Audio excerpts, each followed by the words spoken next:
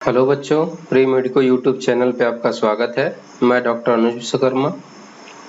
पिछले video lecture में हमने ऑर्गेनिक केमिस्ट्री के सम बेसिक प्रिंसिपल वाले चैप्टर के पिछले आए हुए 10 साल के क्वेश्चन डिस्कस कर लिए थे। आज के इस वीडियो लेक्चर में हम हाइड्रोकार्बन के पिछले 10 साल के आए हुए क्वेश्चन डिस्कस करेंगे। ठीक है, तो आते हैं फर्स्ट क्वेश्चन पे। फर्स्ट क्वेश्चन है, an alkene A on reaction with ozone and zinc H2O give propanone and ethanol in equimolar ratio. Addition of HCl to alkene A gives B as the major product. The structure of product B is. वो ये कह रहे हैं कि कोई alkene A है, इस पे जब हम ozone in the presence of zinc H2O तो हमें प्रोपेनोन और इथेनॉल मिल रहा है। और फिर वो कह रहे हैं नेक्स्ट पार्ट ऑफ क्वेश्चन में कि अगर इसके ऊपर हम HCl की रिएक्शन करा रहे हैं तो कोई बी प्रोडक्ट मिल रहा है, ये प्रोडक्ट क्या होगा, ये क्वेश्चन है। समझ गए आप क्वेश्चन? तो बेटा देखो, ये जो रिएजेंट दिख रहा है, आप इसको देखने के बाद आपको आइडिया लग जाएगा कि ये जो रिएजेंट है ये किसके लिए है। ये है आपका रिडक्टिव ओजोनोलिसिस के लिए।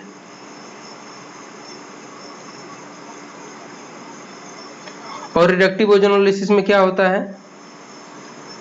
रिडक्टिव ओजोनोलिसिस में होता है जब एल्कीन पे हम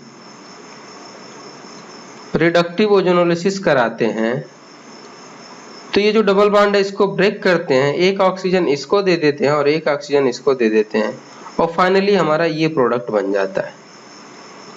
यही तो होता है। अब मैं ये कह रहा हूं कि जब एल्कीन पे ये रिएक्शन होती है तो प्रोडक्ट ये बनता है, तो मैं तो ये भी कह सकता हूं कि अगर इन दोनों ऑक्सीजनों को रिमूव करके इन दोनों को ऐड कर दिया जाए तो क्या ये वापस से हमें एल्कीन मिल जाएगी? बिल्कुल मिल जाएगी। तो सेम काम हम यहां करते हैं।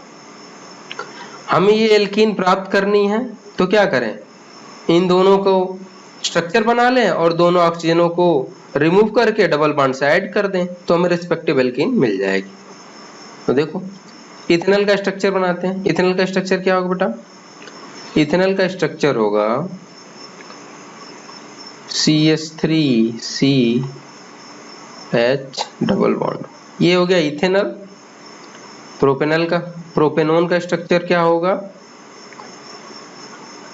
CH3CH3। अब दोनों का स्ट्रक्चर बन गया, हम रिस्पेक्टिव एल्कीन चाहिए तो क्या करें, इन दोनों ऑक्सीजनों को रिमूव कर दें और डबल बॉन्ड से दोनों को जोड़ दें। जब ऐसा करेंगे तो हमारे पास ये स्ट्रक्चर बन जाएगा CH3CH डबल बॉन्ड CH3CH3। अब हमें एल्कीन मिल गई। अब इस एल्कीन में सेकंड पार्ट में क्या कर रहे हैं, वो HCl से रिएक्शन करा रहे हैं। तो देखो, जब एल्कीन पे HCl की रिएक्शन होगी तो ये कौन सी रिएक्शन हो जाएगी? ये हो जाएगी आपकी इलेक्ट्रोफिलिक एडिशन रिएक्शन। इसमें क्या होता है, पहले इलेक्ट्रोफाइल अटैक करता है, फिर न्यूक्लियोफाइल। यहाँ इलेक्ट्रोफाइल H+ है और न्यूक्लियोफाइल Cl- है। तो आपको क्या करना है, एडिशन करा देना है HCl का according to Markovnikov rule. MKR Markovnikov rule के अकॉर्डिंग आपको HCl का एडिशन कराना है।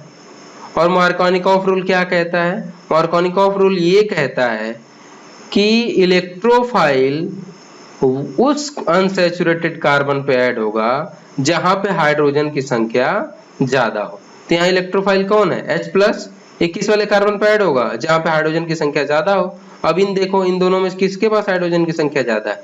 इस वाले कार्बन के पास। तो हाइड्रोजन कहाँ ऐड होगा? यहाँ पे। तो निगेटिव चार्ज कहाँ पे ऐड हो जाएगा? यहाँ पे। तो हमारा स्ट्रक्चर क्या बन जाएगा? CH3CH, एक हाइड्रोजन यहाँ ऐड हो गया, single bond C, single bond CH3CH3 और यहाँ पे क्लोरीन ऐड हो जाएगा। यही हमारा बी जो प्रोडक्ट होगा ये मेजर प्रोडक्ट होगा। अब ऑप्शन चेक कर लेते हैं। तो देखोगे आप तो ऑप्शन डी से हमारा प्रोडक्ट मैच कर रहा है, तो हमारा आंसर कौन सा होगा?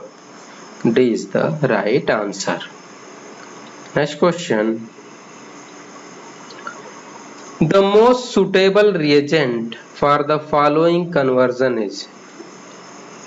एल्काइन दिया गया है और पूछ रहे हैं कि इन चारों में से कौन सा रिएजेंट यूज करें कि सिस 2 ब्यूटीन बन जाए। तो बेटा हर एक रिएजेंट को चेक कर लेते हैं और देख लेते हैं कि किसका क्या फंक्शन होता है एल्काइन पे। तो सबसे पहले ऑप्शन है, ये जो रिएजेंट है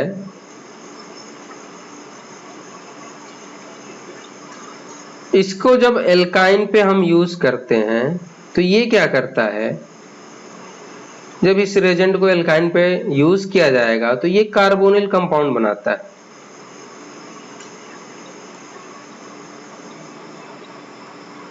और इस रिएक्शन को क्या कहते हैं? इस रिएक्शन को हम कहते हैं कुचेरोव रिएक्शन, या दूसरे शब्दों में एसिडिक हाइड्रोलिसिस ऑफ एल्काइन भी कहते हैं।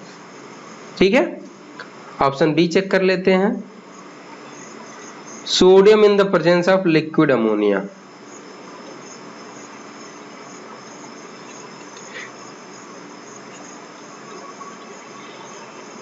अगर एल्काइन पे इस रिएजेंट को डाला जाए तो ये क्या करता है, ट्रांस एल्कीन बना देता है। और इस रिएक्शन को क्या कहते हैं हम? इस रिएक्शन को कहते हैं Birch reduction. Option C check करते हैं,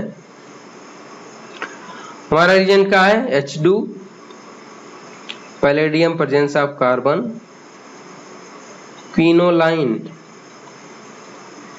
अब देखो बेटा, जब एल्काइन पे इस रिएजेंट को डाला जाता है तो ये क्या करता है, सिस एल्कीन बनाता है। ठीक है, और इस रिएक्शन को हम क्या कहते हैं? इस रिएक्शन को हम बोलते हैं रोजनमुंड रिडक्शन। और ये जो रिएजेंट आप देख पा रहे हो इसको हम बोलते हैं Lindlar catalyst. Clear? Option D check कर लेते हैं, जिंक HCl। जब इसको आप एल्काइन पे यूज करते हैं तो ये क्या कराता है, हाइड्रो हैलोजिनेशन कराता है।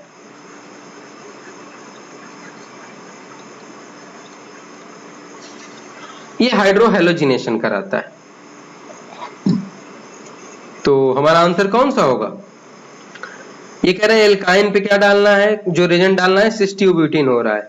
और ये देखो लिंडलार्ड कैटलिस्ट का जब हम यूज करते हैं एल्काइन पे तो क्या है, सिस एल्कीन प्राप्त होती है। तो यहाँ इसको इससे सिस एल्कीन बनाने के लिए हमें क्या करना पड़ेगा, लिंडलार्ड कैटलिस्ट का यूज करना पड़ेगा। तो हमारा आंसर कौन सा होगा? C is the right answer. Next question is, among the following, the reaction that proceeds through an electrophilic substitution is। ये 4 रिएक्शनें दी गई हैं और उनमें से पूछ रहा है कि कौन सी रिएक्शन इलेक्ट्रोफिलिक सब्स्टिट्यूशन का एग्जांपल है। तो ये बेटा ये देखो पहली रिएक्शन, जो पहली रिएक्शन है ये आपकी है न्यूक्लियोफिलिक सब्स्टिट्यूशन रिएक्शन।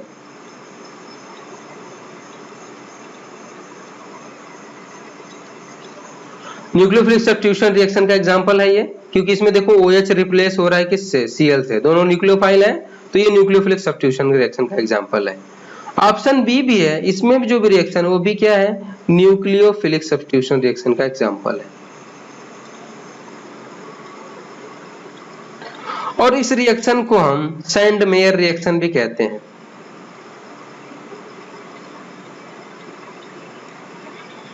क्लियर? अब आते हैं नेक्स्ट पे, सी ऑप्शन में देखो आप बेंजीन पे क्लोरीन की रिएक्शन करा रहे हैं in the presence of AlCl3।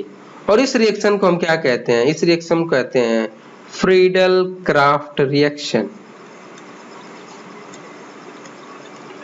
Friedel Crafts reaction, और ये क्या होती है, इलेक्ट्रोफिलिक सब्स्टिट्यूशन रिएक्शन का एग्जांपल होती है। ऑप्शन डी में जो रिएक्शंस है ये रिएक्शन फ्री रेडिकल रिएक्शन का एग्जांपल है। तो हमारा आंसर कौन सा होगा? C is the right answer.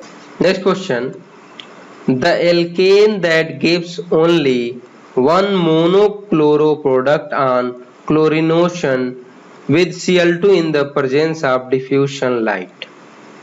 Question ये कह रहा है कि इन चारों एल्केनों में से कौन सी एल्केन होगी जिसकी रिएक्शन हम chlorine in the presence of sunlight करें तो हमें केवल एक मोनोकोलेटेड प्रोडक्ट प्राप्त हो। तो बेटा जान लो, जब एल्केन पे chlorine the presence of sunlight की रिएक्शन कराते हैं तो जो प्रोडक्ट बनता है वो मोनोक्लोरिनेटेड प्रोडक्ट होता है, और इसमें जो मैकेनिज्म फॉलो अप होती है वो होती है आपकी फ्री रेडिकल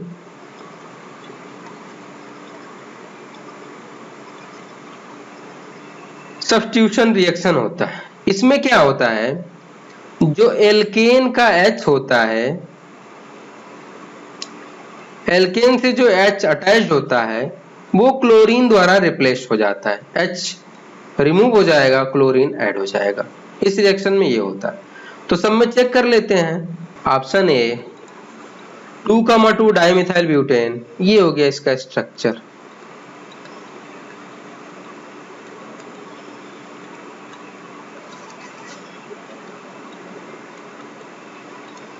जब इसका आप मोनोक्लोरिनेशन कराओगे तो एक हाइड्रोजन रिमूव करके यहाँ एक क्लोरीन लगा सकते हो, दूसरा हाइड्रोजन रिमूव करके यहाँ क्लोरीन लगा सकते हो, तीसरा यहाँ हाइड्रोजन रिमूव करोगे आप क्लोरीन लगाओगे तो वापस से यही प्रोडक्ट बन जाएगा, यहाँ रिमूव करोगे तो ये प्रोडक्ट बन जाएगा, यहाँ रिमूव करोगे तो वही प्रोडक्ट बन जाएगा, और यहाँ रिमूव करोगे तो यही वाला प्रोडक्ट बन जाएगा। तो इससे कितने प्रोडक्ट बन पाएंगे मोनोक्लोरिनेटेड? 2 प्रोडक्ट बन पाएंगे। ऑप्शन बी चेक करते हैं, नियोपेंटेन।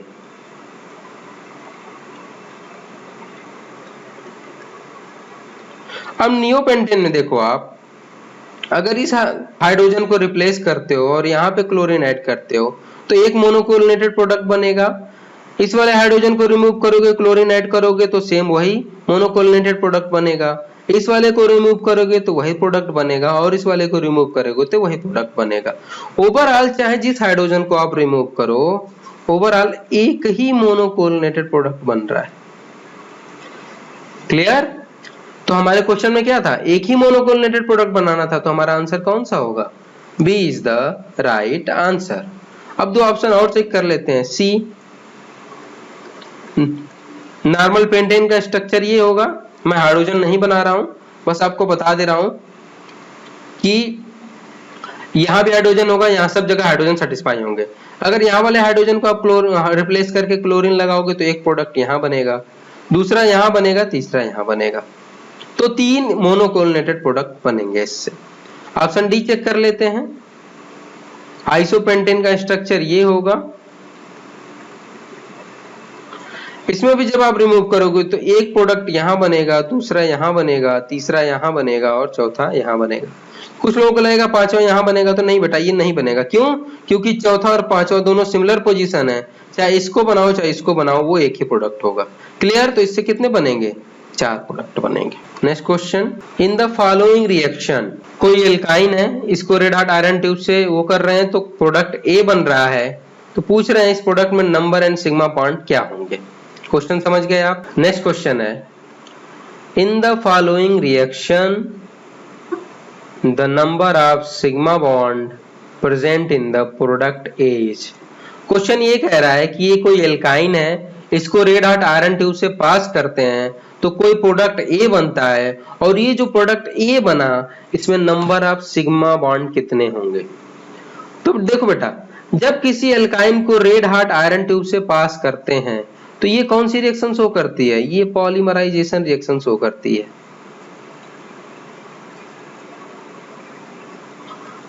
इसमें क्या होगा कि 3 मॉलिक्यूल इस एल्काइन के आपस में पॉलीमराइज हो जाते हैं, और वो कैसे होते हैं वो देख लो आप।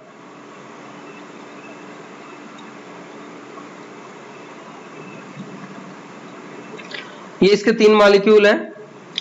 ये जो बॉन्ड है वो यहाँ सिंगल बॉन्ड बना लेता है, ये भी सिंगल बॉन्ड बना लेता है, और ये भी सिंगल बॉन्ड लेता है। और तीनों पॉलीमराइज्ड होकर ये स्ट्रक्चर बना लेते हैं।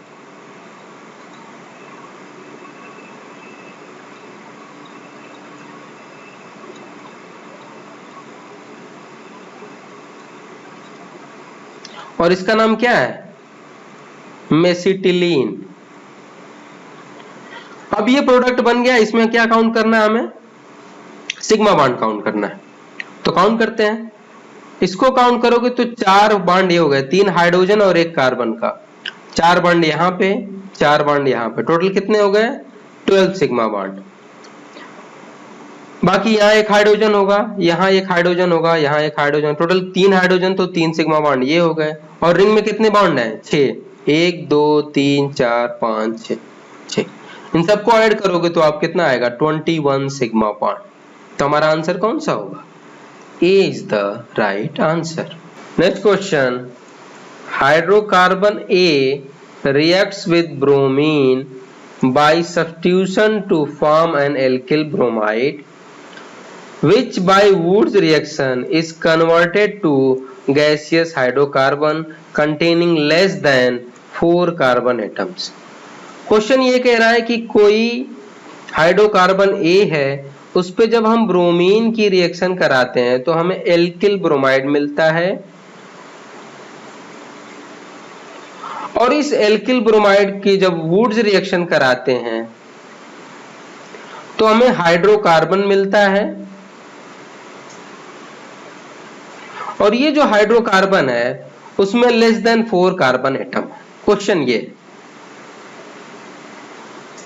तो बेटा जो हाइड्रोकार्बन होता है, जो सब्स्टिट्यूशन रिएक्शन देता है, वो एल्केन होता है। एल्केन सब्स्टिट्यूशन रिएक्शन शो करता है। तो हमारा ऑप्शन ए गलत हो गया, क्योंकि एल्काइन सब्स्टिट्यूशन रिएक्शन नहीं देगा और एल्केन भी सब्स्टिट्यूशन रिएक्शन नहीं देगा। 2 एल्केन है जो सब्स्टिट्यूशन रिएक्शन देंगे। ठीक है, तो दोनों का सब्स्टिट्यूशन करा लेते हैं।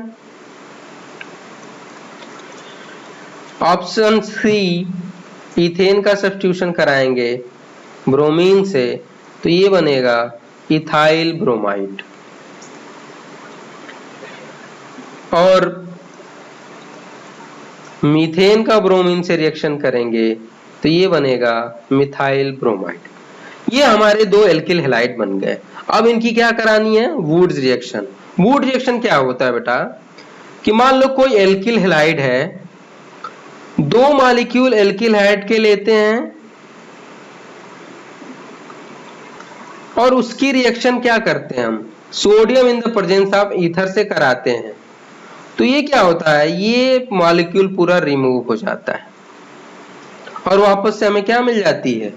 एल्केन मिल जाती है। ये होती है वुड्स रिएक्शन। तो यहाँ वुड्स रिएक्शन कराते हैं, इसका 2 मॉलिक्यूल लेते हैं, इसकी reaction sodium in the presence of ether से कराते हैं। तो यहाँ पे 2 सोडियम यूज हो जाएगा, 1 मॉलिक्यूल और ले लिया हमने,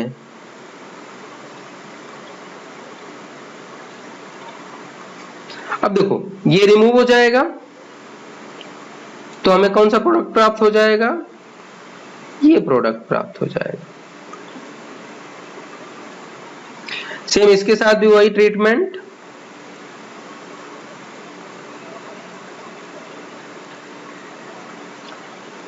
ये रिमूव हो जाएगा और ये प्रोडक्ट बन जाएगा। अब जो हाइड्रोकार्बन बना वो क्या होना चाहिए? लेस देन 4 कार्बन एटम का होना चाहिए। तो लेस देन 4 कार्बन एटम किसमें है? इसमें है। यही तो लेस देन 4 कार्बन एटम है। तो हमारा आंसर कौन सा होगा? मीथेन। तो हमारा आंसर होगा methane. D is the right answer. Next question, which one is the correct order of acidity? ये हाइड्रोकार्बन दिए गए हैं और इनका एसिडिटी ऑर्डर पूछ रहा है। तो बेटा जैसा कि आप ऑप्शन में देख पा रहे हो कि इसमें एल्काइन भी है, एल्कीन भी है और एल्केन भी है। तो सबसे पहले हम सारे हाइड्रोकार्बनों को लिख देते हैं, फिर उसका एसिडिटी ऑर्डर बनाते हैं। तो ये हो गया CH triple bond CH, CH3 C triple bond CH, CH2 double bond CH और CH3 CH3। बेटा आपको पता होगा कि जो एसिडिक स्ट्रेंथ होता है ये इलेक्ट्रोनिगेटिविटी के डायरेक्टली प्रोपोर्शनल होता है। मतलब जितनी ज्यादा इलेक्ट्रोनिगेटिविटी एसिडिक स्ट्रेंथ उतनी ज्यादा।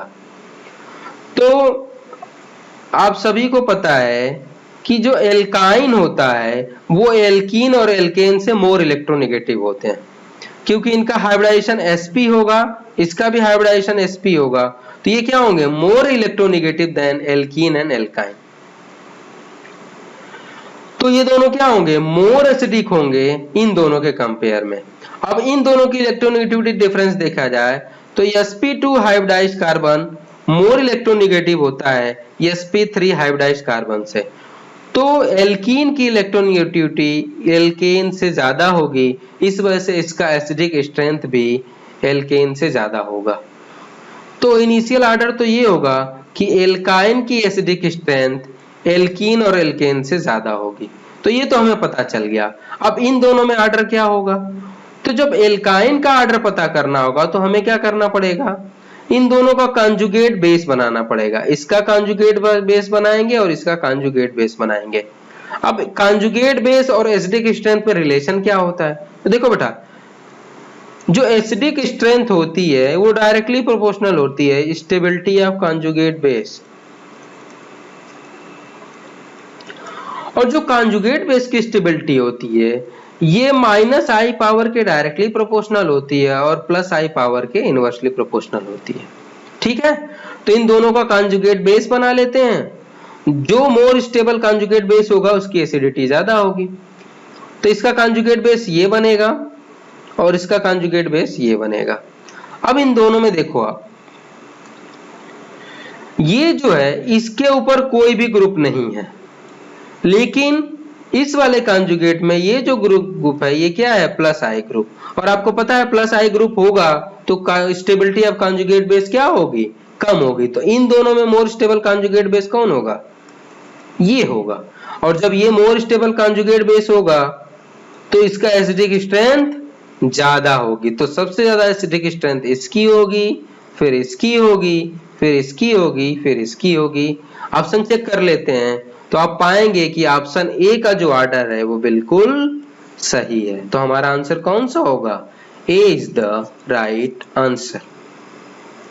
Next question, predict the correct intermediate and product in the following reaction. कोई एल्काइन है, इस पे इस रिएजेंट की रिएक्शन करा रहे हैं, तो क्या इंटरमीडिएट बनेगा और क्या प्रोडक्ट बनेगा, ये रिएक्शन है। बेटा मैं पहले बताया हूं कि ये जो रिएक्शन है इस रिएक्शन को हम बोलते हैं कुचेरोव रिएक्शन। ठीक है, और इसमें क्या करते हैं हम, कुचेरोव रिएक्शन में एल्काइन की एसिडिक हाइड्रोलिसिस होती है। तो वो कैसे होती है, सबसे पहले हम क्या करते हैं, वाटर का एडिशन करते हैं, किसके हिसाब से, मार्कोनिकॉफ रूल के हिसाब से। उसके बाद जो इंटरमीडिएट बनता है, जब ये करेंगे तो हमें क्या मिलेगा, इंटरमीडिएट मिलेगा। इस इंटरमीडिएट का क्या करा देंगे हम, टाटोमेरिज्म करा देते हैं, टाटोमेराइज्ड करा देंगे। जो प्रोडक्ट मिलेगा यही होती है हमारी कुचेरोव रिएक्शन। वैसे तो इसका मैकेनिज्म बड़ा है लेकिन शॉर्ट फॉर्म में करने का आसान तरीका यही है और इससे आपके क्वेश्चन सॉल्व हो जाएंगे। तो सबसे पहले क्या करते हैं हम, वाटर का एडिशन मार्कोनिकॉफ रूल के हिसाब से कराएंगे। तो ये सिंगल बॉन्ड ब्रेक करेंगे, कार्बोकैटायन बनाएंगे, प्लस वाले को नेगेटिव दे देंगे और नेगेटिव वाले को पॉजिटिव दे देंगे। तो यहाँ पे क्या OH ऐड हो जाएगा और ये डबल बॉन्ड यहाँ हो जाएगा CH2। ये जो बना ये क्या बना, हमारा इंटरमीडिएट बना। अब इसको क्या करेंगे हम, टाटोमराइज कर देंगे। टाटोमराइज करेंगे तो क्या होगा, ये जो लोन पेयर है वो यहाँ आ जाएगा, ये बॉन्ड यहाँ रोटेट हो जाएगी और ये जो हाइड्रोजन है वो यहाँ आ जाएगा। तो ओवरऑल स्ट्रक्चर क्या हो जाएगा, double bond O, single bond CH3। तो ये हमारा प्रोडक्ट हो जाएगा। अब जिन बच्चों को ये चीज नहीं समझ में आई हो मैं उनके लिए बता दूं कि देखो बेटा ये कैसे होगा। जिन बच्चों को ये टाटोमेरिज्म नहीं समझ में आया उनको मैं बता रहा हूं बेटा, देखो कैसे टाटोमराइज्ड होगा।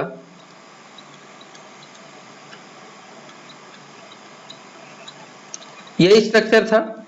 अब देखो जो ये लोन पेयर है ऑक्सीजन का, ये यहां रोटेट करेगा, जब ये रोटेट करेगा तो ये यहां रोटेट करेगा, ठीक है।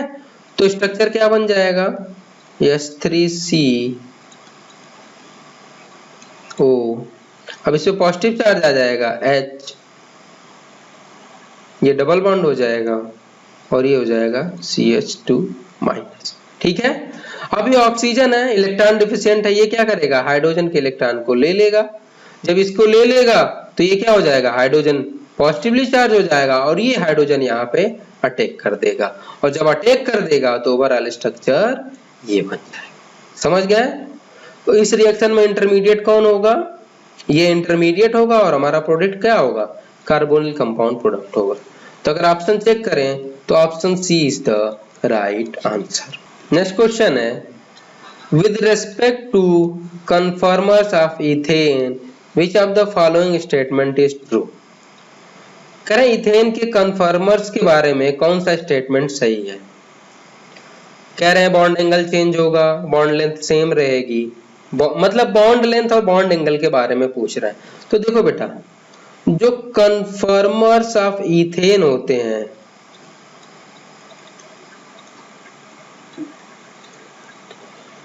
ये जो कन्फर्मर्स बनते हैं वो रोटेशन से बनते हैं। फर्स्ट कार्बन दूसरे कार्बन के रिस्पेक्ट में रोटेट करता है सिंगल बॉन्ड के अराउंड, फ्री रोटेशन होता है, इस वजह से क्या होते हैं, कन्फर्मर्स बनते हैं। इसमें बॉन्ड लेंथ और बॉन्ड एंगल के साथ कोई चेंजिंग नहीं होती है, वो सिमिलर ही रहता है। जो हम जिस एंगल की बात करते हैं वो डाइहेड्रल एंगल होता है, ये चेंज होता है, ये दोनों चेंज नहीं होते हैं। तो हमारा आंसर कौन सा होगा, न बॉन्ड लेंथ चेंज होने वाली है न बॉन्ड एंगल चेंज होने वाला, तो हमारा आंसर होगा C is the right answer. Next question, which of the following can be used as the halide component for Friedel Crafts reaction. Question ये कह रहे हैं कि इन चारों ऑप्शनों में से कौन सा हैलाइड है जो हम फ्रीडल-क्राफ्ट के लिए यूज कर सकते हैं।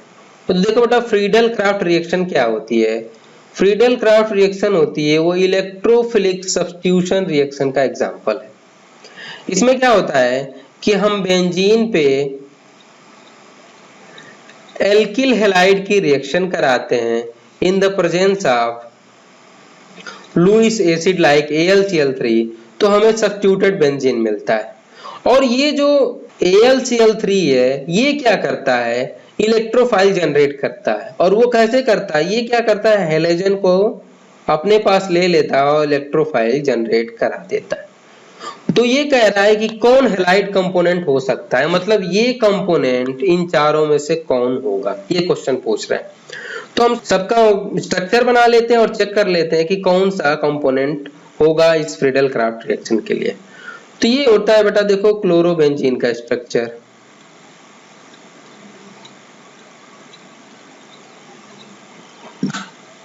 अब क्लोरोबेंजीन में ये जो हमें जो सिंगल बॉन्ड दिख रहा है, एक्चुअली ये सिंगल बॉन्ड नहीं होता है, ये पार्शियल डबल बॉन्ड होता है। क्यों, क्योंकि जो ये क्लोरीन का लोन पेयर है वो इस रिंग के साथ रेजोनेंस शो करता है।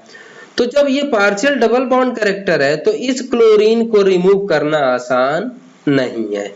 तो ये क्या फ्रीडल-क्राफ्ट कंपोनेंट ऑफ हैलाइड की तरह यूज होगा, नहीं, ये नहीं होगा। ऑप्शन बी चेक करते हैं, ब्रोमोबेंजीन। ब्रोमोबेंजीन का स्ट्रक्चर ये होता है बेटा, ये भी तो इसी की तरह सिमिलर है, इसके पास भी लोन पेयर है, ये भी रेजोनेंस में होगा। तो ये जो हमें सिंगल बॉन्ड दिख रहा है ये पार्शियल डबल होगा, फिर इसको भी ब्रेक करना आसान नहीं है, तो ये भी क्या करेगा, हैलाइड कंपोनेंट की तरह बिहेव नहीं करेगा। ऑप्शन सी चेक कर लेते हैं, क्लोरोइथीन। क्लोरोइथीन का स्ट्रक्चर ये होता है बेटा।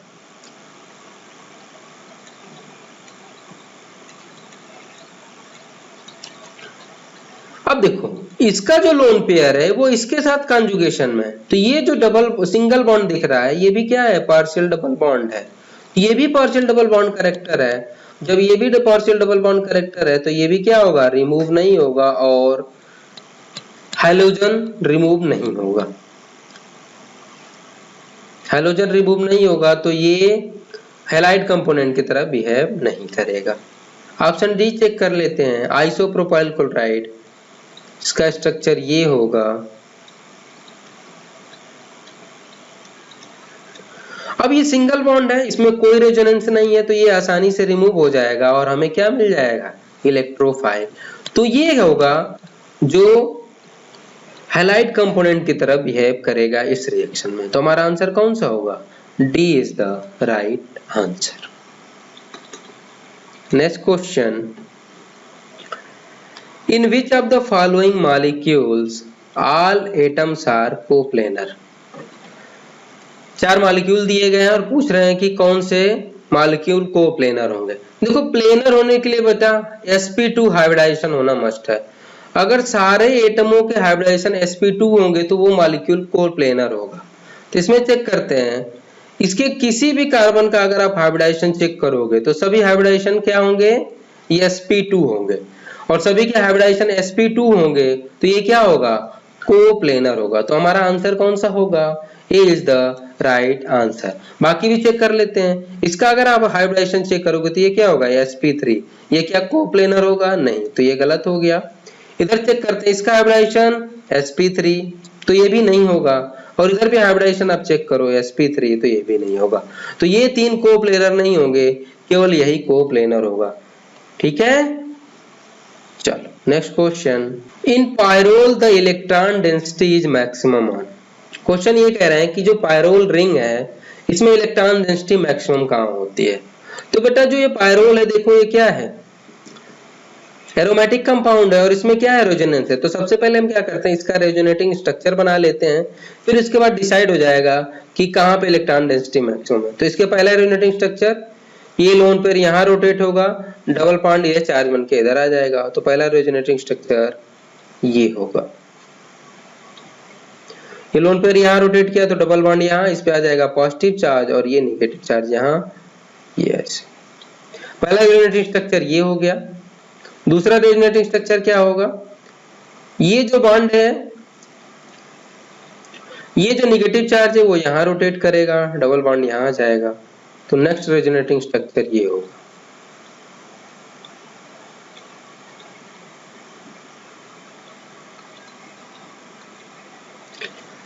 फिर तीसरा रेजोनेटिंग स्ट्रक्चर क्या होगा, ये यहाँ रोटेट करेगा, ये बॉन्ड यहाँ आ जाएगा। तो नेक्स्ट रेजोनेटिंग स्ट्रक्चर होगा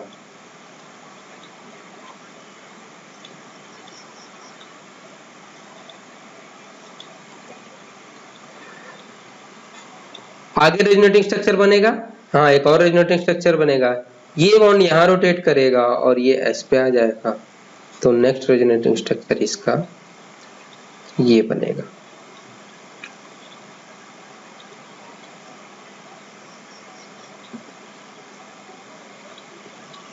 अब देखो इसके 4 रेजोनेटिंग स्ट्रक्चर बने, इन चारों में हम चेक कर लेते हैं कि कौन सा रेजोनेटिंग स्ट्रक्चर मोर स्टेबल है।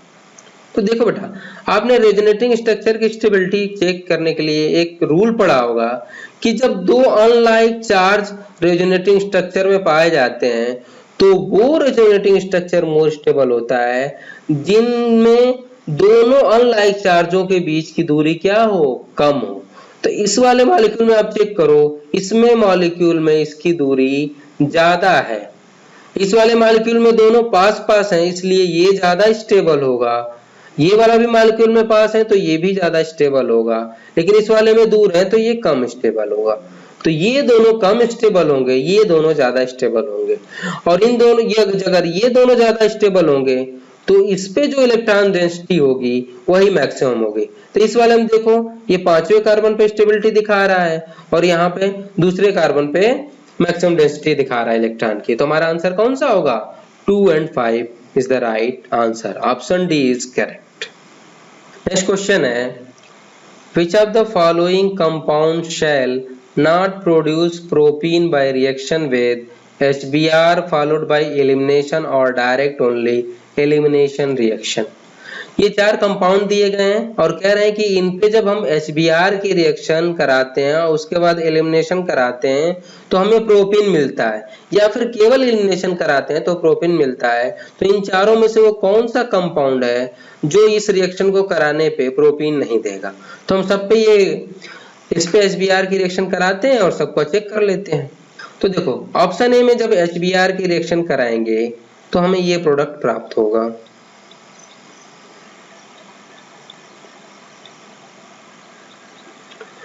जब इस पे एलिमिनेशन कराएंगे तो ये Br ये हाइड्रोजन को लेकर रिमूव हो जाएगा और हमें प्रोपीन मिल जाएगी।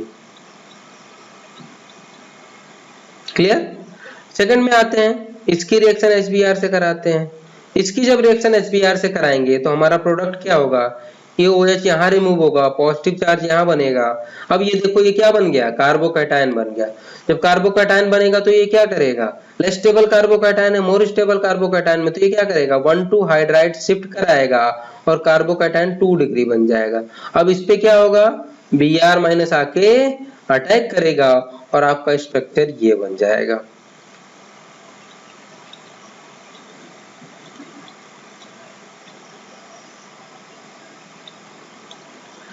अब इस पे वापस से अगर हम एलिमिनेशन कराते हैं तो ये क्या है? Br H को लेके निकल जाएगा और वापस से हमें प्रोपीन मिल जाएगी। इस पे अगर हम HBr का रिएक्शन कराएंगे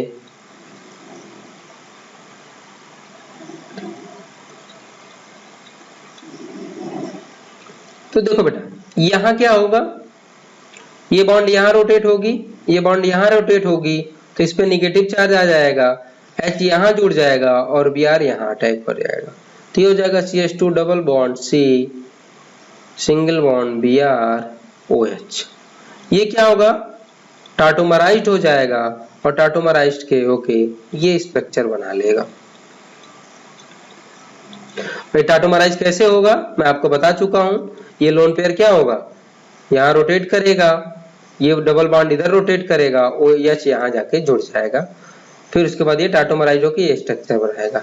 अब इसको आप एलिमिनेशन करो तो हमें प्रोपीन नहीं मिलेगा। रीजन ये है कि यहाँ पे ऑक्सीजन है, जब ऑक्सीजन है तो प्रोपीन नहीं मिलेगा। इस वाले कंपाउंड से हमें प्रोपीन नहीं मिलेगा। तुम्हारा आंसर कौन सा होगा? C is the right answer. D option भी चेक कर लेते हैं। यहाँ Br है, H2 है, सीधा यहाँ से क्या करा देंगे? एलिमिनेशन करा देंगे और यहाँ डबल बॉन्ड स्टेबलिश्ड हो जाएगा। तो इससे भी हमें क्या है? प्रोपीन मिल जाएगी। तो हमारा आंसर कौन सा है? C is the right answer. Next question है, इन द गिवन रिएक्शन, ये रिएक्शन दी गई है और कह रहे हैं कि प्रोडक्ट क्या होगा। तो देखो बेटा ये जो HF दिख रहा है ये क्या होता है? एसिड, और एसिड का काम क्या होता है? प्रोटॉन देना। ये HF प्रोटॉन देगा, ये प्रोटॉन क्या करेगा? इस पे अटैक करेगा, इस पे अटैक करके क्या बना देगा? इलेक्ट्रोफाइल जनरेट करा देगा। एक कार्बोकैटायन बना दिया। अब ये जो कार्बोकैटायन है ये क्या करेगा? बेंजीन रिंग पे अटैक करेगा और इलेक्ट्रोफिलिक सब्स्टिट्यूशन रिएक्शन देगा। तो ये रिएक्शन देगा तो क्या हो जाएगा? बेंजीन रिंग पे अटैक करके ये प्रोडक्ट बना लेगा।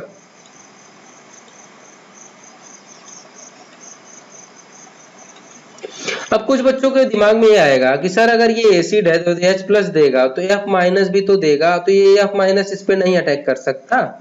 तो देखो बेटा जो F माइनस होता है ये वेरी वीक न्यूक्लियोफाइल होता है। जब तक ये इस पे अटैक करने को आएगा तब तक ये क्या करेगा? बेंजीन पे अटैक कर चुका होगा और इलेक्ट्रोफिलिक सब्स्टिट्यूशन रिएक्शन दे चुका होगा। ठीक है, तो हमारा प्रोडक्ट क्या होगा? ये होगा। तो आंसर कौन सा होगा? C is the right answer. Next question. The compound that will react most radially with gaseous bromine has the formula. Question ये कह रहे हैं कि ये 4 कंपाउंड दिए गए हैं और इस पे जब हम गैसियस ब्रोमीन की रिएक्शन कराते हैं तो कौन सा ऐसा कंपाउंड है जो बहुत गैसियस ब्रोमीन से बहुत आसानी से रिएक्शन करेगा। तो देखो बेटा यहां आपको ध्यान देने वाली चीज है गैसियस ब्रोमीन। मैं गैसियस पे जोर क्यों दे रहा हूं?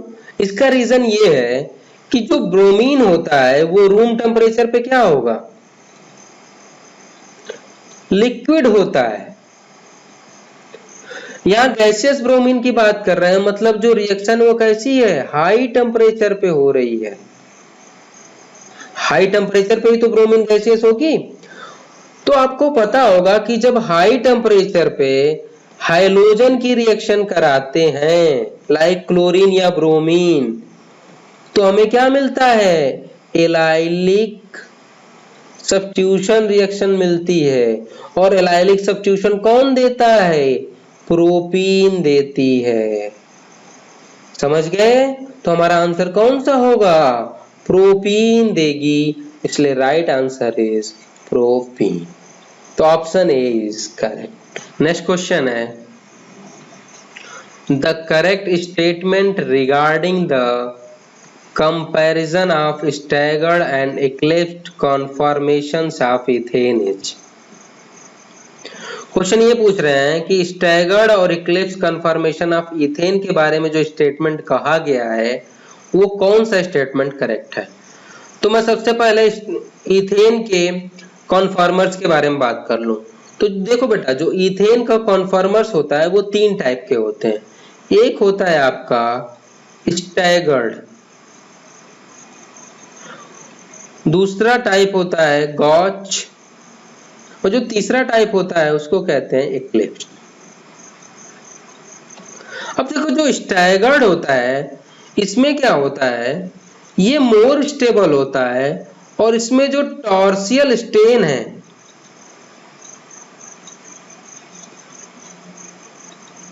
वो बिल्कुल नहीं होती या बहुत कम होती है। गॉच में टॉर्सियल स्ट्रेन होगा पर कम होगा, और जो इक्लिप्स होता है इसमें टॉर्सियल स्ट्रेन मैक्सिमम होती है और ये सबसे लेस स्टेबल होता है। ठीक है, अब ऑप्शन पढ़ते हैं। क्वेश्चन क्या है? Option A, the Eclipse conformation of ethane is more stable. Wrong भाई, इक्लिप्स तो सबसे लेस स्टेबल है, तो ये तो गलत हो गया। ऑप्शन बी पढ़ते हैं, the staggered conformation of ethane is more stable. बिल्कुल सही है, स्टैगर्ड कॉन्फॉर्मेशन सबसे ज्यादा स्टेबल होता है देन इक्लिप्स कॉन्फॉर्मेशन। ये भी ठीक है, because staggered conformation has no torsional strain. बिल्कुल, स्टैगर्ड कॉन्फॉर्मेशन मोर स्टेबल होता है क्योंकि इसमें टॉर्सियल स्ट्रेन या तो होता ही नहीं या तो बहुत बिल्कुल कम होता है। तो ये स्टेटमेंट सही है, तो हमारा आंसर कौन होगा? B is the right answer. बाकी भी चेक कर लेते हैं। The staggered conformation of ethane is less stable, गलत, ये मोर स्टेबल होगा, तो ये स्टेटमेंट भी गलत। The Eclipse conformation of ethane is more stable, गलत, ये लेस स्टेबल होता है, तो ये भी गलत। क्लियर? अब आते हैं नेक्स्ट क्वेश्चन पे। नेक्स्ट क्वेश्चन है, consider the nitration of benzene using mixed concentrate H2SO4 HNO3 if a large amount of KHSO4 is added to the mixture the rate of nitration will be।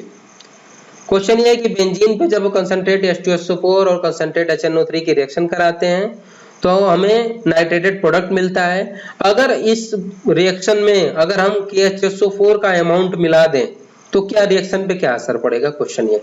तो सबसे पहले तो ये जान लो बेटा कि बेंजीन पे जो रिएक्शन होती है इन दोनों की वो कैसे होती है। देखो, जब कंसंट्रेट H2SO4 और HNO3 की जब रिएक्शन कराते हैं तो ये क्या करते हैं, NO2 प्लस इलेक्ट्रोफाइल जनरेट करते हैं। ये NO2 इलेक्ट्रोफाइल क्या करता है, यहाँ पे अटैक करता है और नाइट्रोबेंजीन बना लेता है। इसी को हम क्या कहते हैं, नाइट्रेशन। अब ये जो इलेक्ट्रोफाइल जनरेट होता है वो कैसे होता है, उसकी रिएक्शन ये देख लो। जब HNO3 कंसंट्रेट H2SO4 से रिएक्शन करता है तो NO2 प्लस और HSO4 माइनस और H3O प्लस बनता है, और ये जो रिएक्शन होगी क्या होती है, रिवर्सिबल होती है। क्लियर? अब देखो, इस रिएक्शन में ये कह रहे हैं कि हमने क्या मिला दिया, KHSO4 मिला दिया, आपको पता है ये आयनिक स्पीशीज है, ये तुरंत ब्रेक हो जाएगी आयन में और ये हो जाएगा। जब आपने KHSO4 मिला दिया तो हाइड्रोजन सल्फेट आयन की कंसंट्रेशन बढ़ गई, और जब ये कंसंट्रेशन बढ़ गई तो ये जो रिएक्शन है, ये कंसंट्रेशन बढ़ गई तो ये रिएक्शन क्या हो गई, बैकवर्ड शिफ्ट हो जाएगी। और जब ये रिएक्शन बैकवर्ड शिफ्ट हो जाएगी तो जो NO2+ आयन का कंसंट्रेशन है वो क्या हो जाएगा, कम हो जाएगा। और जब NO2+ आयन का कंसंट्रेशन कम हो जाएगा तो जाहिर सी बात है नाइट्रेशन भी क्या होगा, कम हो जाएगा। तो जो रिएक्शन की स्पीड है वो क्या हो जाएगी, स्लोअर हो जाएगी। तो हमारा आंसर कौन सा होगा, D is the right answer. तो बेटा आज के इस वीडियो लेक्चर में हमने हाइड्रोकार्बन के question number 1 to 17 question solve कर लिए हैं। नेक्स्ट जो वीडियो लेक्चर होगा उसमें मैं 18 क्वेश्चन टू ऑनवर्ड्स सॉल्व कराऊंगा। बेटा अगर आपको ये वीडियो पसंद आया हो तो इसको लाइक करें, शेयर करें, सब्सक्राइब करें और कमेंट्स करके मुझे जरूर बताएं कि इस वीडियो में क्या कमी रह गई, तो मैं उसको आगे से दुरुस्त करने की कोशिश करूंगा। Thank you.